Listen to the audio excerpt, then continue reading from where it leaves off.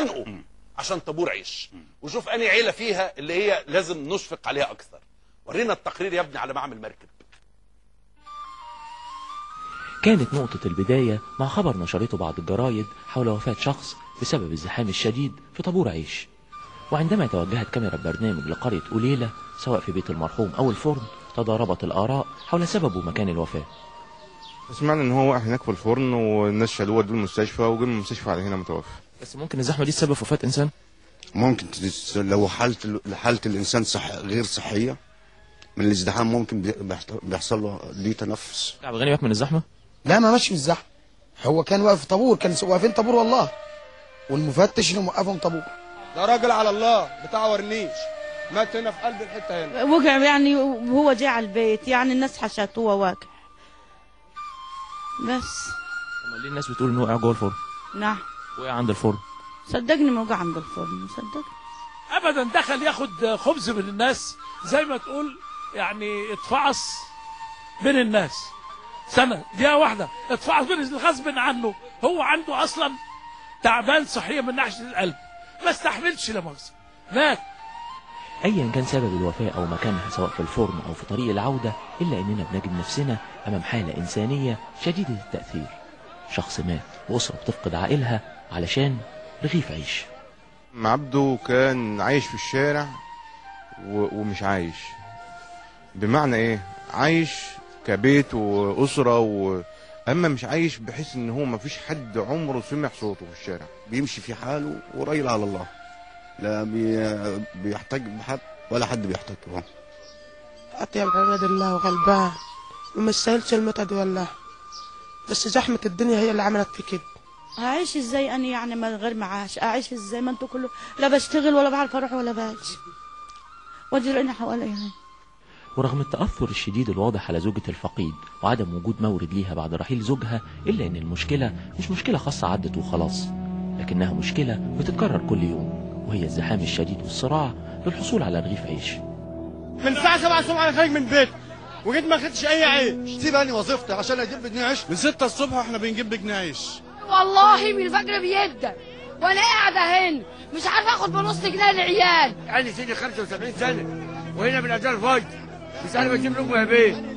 يقول لك بس محمله وطالعه. الناس لو بتقف في الصف كل الناس هتاخد عيش. فين الدقيق؟ لو في دقيق متوفر الناس هتاكل. هو الحصة 8000، يعني 8000 رغيف 800. هنيجي على الغلابه اللي بتوع الفرن اللي بيخبزوا دول، ده يا دوبك بيلموا حقهم. السولار غالي والكهرباء غالي. الصراع الرهيب ده علشان بس بجنيه عيش، وده المسموح بيه لأي شخص. هو كده بيعتبر نفسه عمل إنجاز لأنه قدر يخرج بالعيش من الزحمة، وده اكتفى برغيفين بس.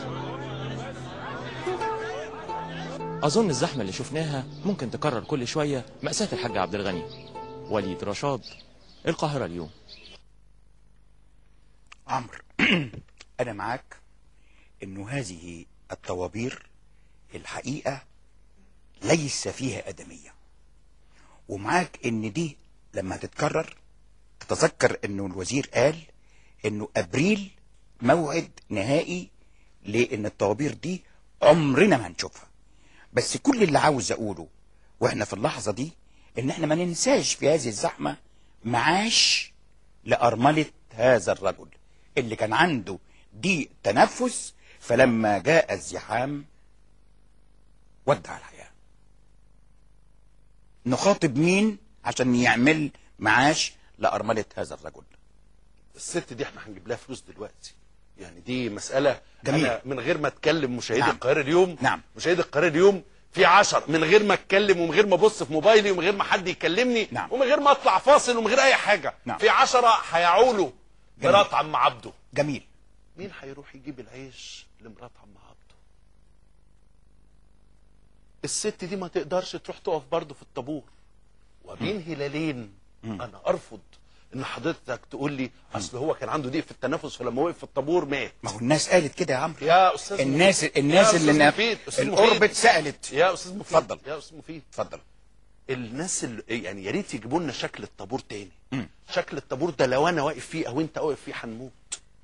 الطريقه اللي الناس اللي بتصحى من 7 الصبح عشان تجيب عيش دي فضيحه. انا لو من حد مسؤول والله وزير التموين ده ما يبيت فيها، عشان انت بتكلمني على عيلته.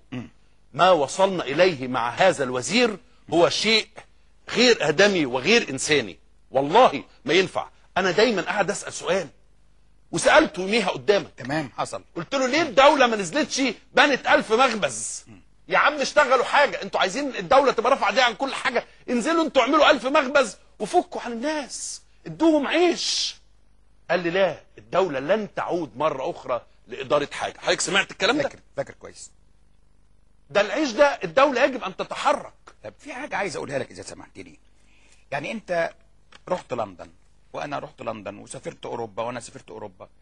افتكر في شكل من اشكال النظام جوه الطابور. طبعا. هل ده صعب في مصر؟ طبعا. خلينا اكون معاك دقيق. صعب. هل ده صعب في مصر؟ صعب انه الناس ما بتعرفش تاخد حقوقها غير بايديها. ما هو لو وقفوا طابور في واحد بيجي يقف من قدام. طب ما هو دي سلوكيات خاطئه. ايوه، ما هو بيبوظ. ليه؟ لانه في واحد بيسمح جوه الفرن انه ياخد قرش زياده عشان يوقفه قدام، او ان هو يديله العيش سفلقه. احنا كان عندنا صوره شهيره في القاهره اليوم. نعم. الناس اللي كلها واقفه في الطابور، الراجل واقف في الطابور، راح داخل من الباب بتاع المخبز وطلع ب1000 العيش دي اللي هو بيسموه 1000 عيش اسمه فيه بالظبط، اللي هي المشنه وخد العيش ومشي. تمام. ما هو وبعدين هي لفه بقى تقول طب والراجل اللي جوه ده بيرتشي ليه؟ طب ما هو بياخد كام في اليوم؟ حلقه دايره. بصوا لو سمحت حضرتك، شايف شكل الطابور؟ شايف شكل الطابور؟ الراجل بنطلونه اتقلع. هو مين اللي قاعد فوق ده يا استاذ مفيد؟ مين الشاب؟ وايه شكل العيش ده؟ يعني رجع لي الصينيه، ده شكل عيش يتاكل؟ كمان ادميه العيش وشكل العيش. طبعا استاذ مفيد طبعا. نعم. انا عايز اقول لك حاجه بصراحه. نعم. وانت زي اخويا الكبير، مش هقول لك زي والدي. نعم. صدقني اقسم بالله الشيء الوحيد اللي بتكلم فيه وانا مرعوب وخايف على نفسي وعلى عيالي وعلى شغلتي هو وانا بتكلم في موضوع العيش. واضح.